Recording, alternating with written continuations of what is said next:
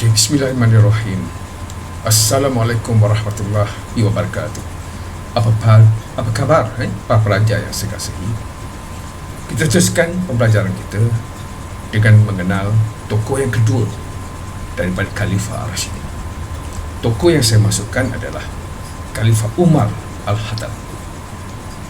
Khalifah Umar Al-Khattab menjadi Khalifah Ar-Rasyidin yang kedua selepas Saidina Abu Bakar As-Siddiq pada 13 Hijrah sehingga 23 Hijrah bersamaan dengan 634 Masihi sehingga 644 Masihi. Mari kita lihat dari segi ketokohan Saidina Umar sebagai ketua negara dan ketua kerajaan Islam Madinah. Dari segi kepimpinan, sumbangan dan pembaruan serta iktibar yang boleh kita perolehi dari seorang tokoh yang hebat dan disayangi oleh Rasulullah. Beliau ialah Khalifah Umar Al-Khattab. Teruskan bersama saya. Saidina Umar bin Al-Khattab telah mendapat hidayah Islam pada tahun ke-6 kenabian Rasulullah ketika berusia 27 tahun.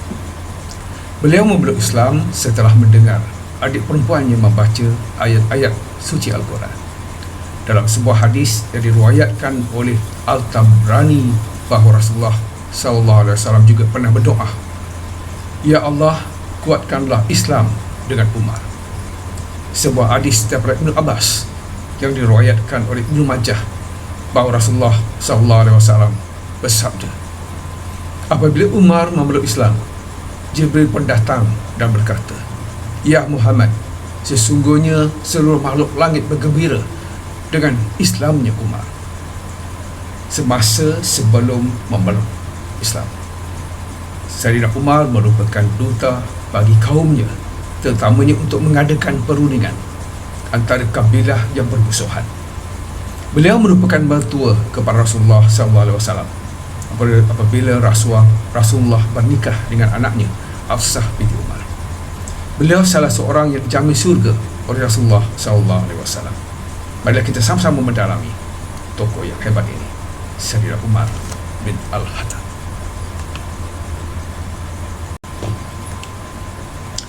Pelantikan Khalifah Umar Al-Khattab. Ketika Saidina Abu Bakar jatuh sakit, baginda merasa bimbang akan berlaku perpecahan dan melemahkan perpaduan Islam pada waktu itu. Saidina Abu Bakar berpendapat orang yang paling layak ialah Umar bin Al-Khattab. Beliau meminta pandangan beberapa orang sahabat tentang cadangan tersebut. Uthman bin Affan telah menulis wasiat atas permintaan Abu Bakar As-Siddiq dan memperdengarkannya kepada beliau dan orang ramai berkenaan cadangan tersebut. Umat Islam pada waktu itu bersetuju dengan cadangan untuk melantik Umar bin Khattab sebagai khalifah selepas wafatnya Saidina Abu Bakar. Saidina Umar juga telah mengisytiharkan kalender Islam mengikut tahun Hijrah.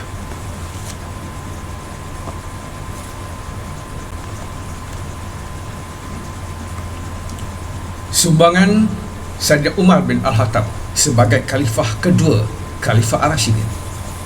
Sumbangan yang pertama, Saidina Umar bin Al-Khattab telah menyusun semula pentadbiran negara Islam pada waktu itu, terutamanya Majlis Syura.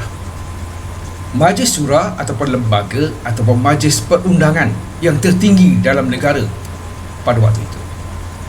Majlis Syura terbagi kepada dua, iaitu Majlis Syura tertinggi yang dianggotai oleh Majlis Syura tertinggi ini ialah Uthman bin Affan, Ali bin Abi Talib, Zaid bin Sabit, Abdul Rahman bin Auf, Sa'ad bin Abi Waqqas dan Mu'az bin Jabal. Majlis Syura juga terbagi kepada yang keduanya, iaitu Majlis Syura Am yang terdiri daripada ramai umat Islam. Ini yang hadir terutamanya ketika selepas solat Jumaat, seperti mana yang diajar oleh Rasulullah dalam membentuk Majlis Syura sebelum ini. Jadi ini adalah pembaruan yang dibawa oleh Saidina Umar bin Al-Khattab untuk memantapkan lagi pentadbiran negara Islam. Jadi keputusan diambil atas persetujuan sebulat suara Haji Majlis Syura yang terdiri daripada tokoh Islam dan para sahabat tersebut. Majlis ini juga, terutamanya Majlis Syura tertinggi ini, akan membincangkan tentang perkara-perkara yang serius. Ini perkara-perkara besar yang melibatkan masalah politik, masalah keselamatan dan juga keadaan sosial negara pada waktu itu. Sumbangan dan juga pembaharuan yang kedua yang dibuat oleh Saidina Umar bin Al-Khattab ialah memantapkan pentadbiran pusat dan wilayah untuk melicinkan pentadbiran negara. Kota Madinah pula dijadikan sebagai pusat pemerintahan seluruh wilayah Islam. Itu dipanggil kerajaan pusat. Dan di bawah kerajaan pusat di Madinah ini ada banyak kerajaan-kerajaan wilayah ini yang berada di bawah naungan kerajaan Islam yang berpusat di Madinah. Khalifah Umar telah menghadapi masalah kesan dari kejayaan tentera Islam yang menaluki kawasan yang luas, meliputi dari sepadan negeri China di sebelah timur sehinggalah ke Eropah di sebelah barat. Untuk mengatasi masalah ini, Khalifah Umar telah membagikan wilayah-wilayah Islam kepada 7 bahagian untuk memudahkan pentadbirannya.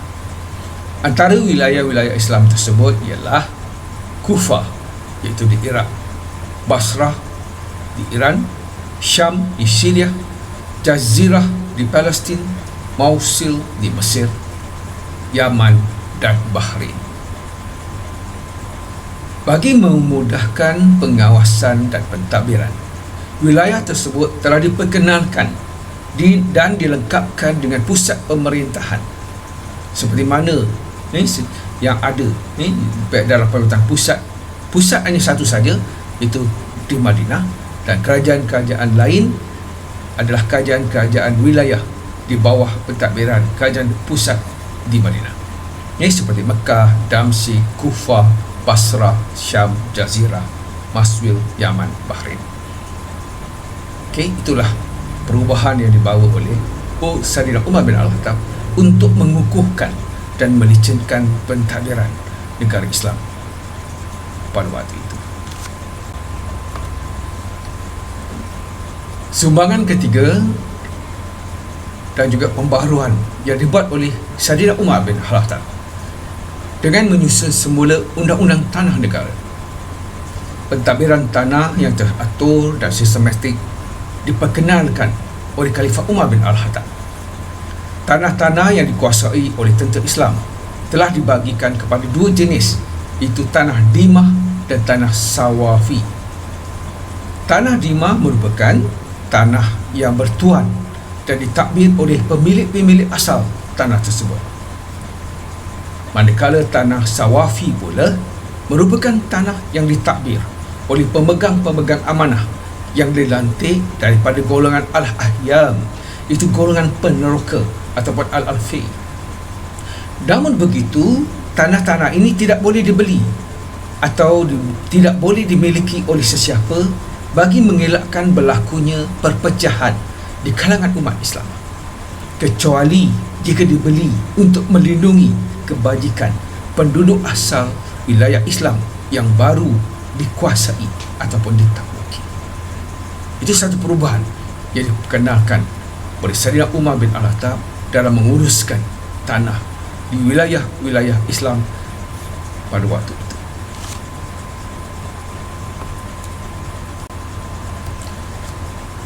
Sumbangan dan pembaruan seterusnya dibuat oleh Umar, khususnya untuk mengukuhkan pentadbiran awam, urusan pentadbiran negara dan kerajaan pusat dan kerajaan wilayah pada waktu itu.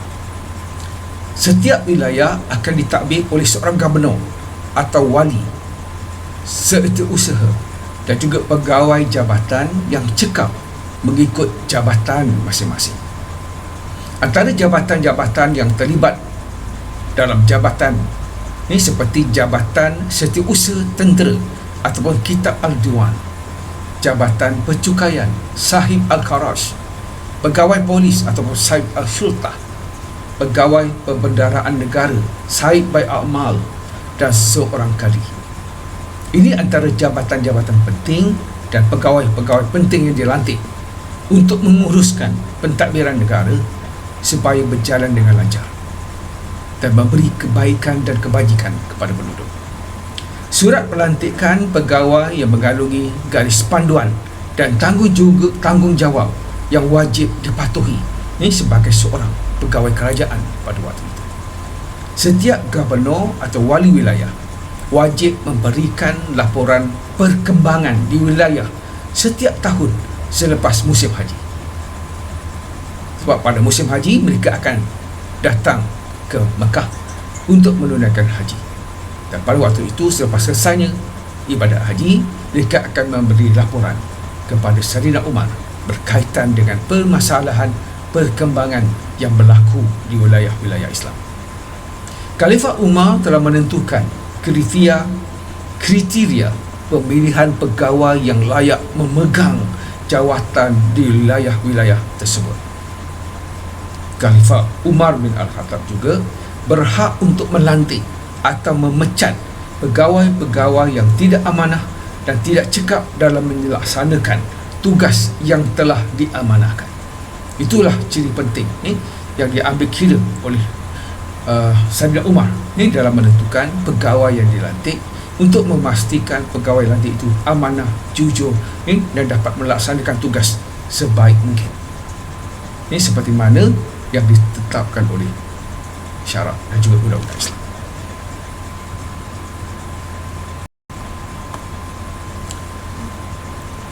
Hebatnya Saidina Umar bin Al-Khattab.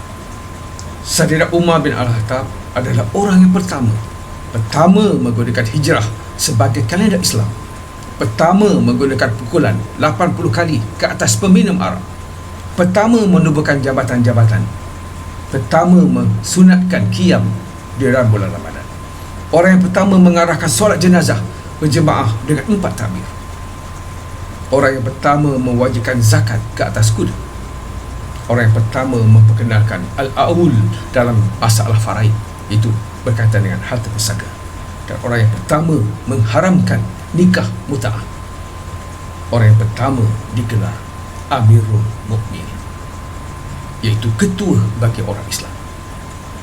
Itulah Saidina Umar bin Al-Khattab. Sebagai kesimpulan, Pak Fajar, seorang tokoh yang hebat itu Khalifah Umar bin Al-Khattab.